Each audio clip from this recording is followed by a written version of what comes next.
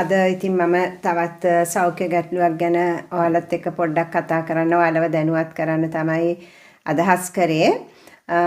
ඉතින් මම හිතන්නේ දැන් අපි නිතරම අහන තවත් රෝගී තත්වයක් තමයි ඒක නොවන රෝගයක්. මේ ඒකට කියන්නේ non alcoholic fatty liver disease කියලා. ඒ කියන්නේ ඇල්කොහොල් නොගන්න අයට ඇතිවෙන අක්මාවේ fatty liver තත්වය.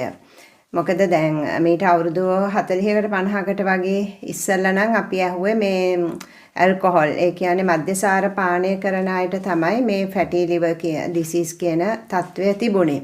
නමුත් දැන් වයස් ભેදයකින් තොරව ඒ කියන්නේ තාමත් කුඩා දරුවන්ට පවා මේ non alcoholic fatty liver disease කියන තත්වය තියෙනවා. ඉතින් අපි ඒක ගැන කතා කරමු.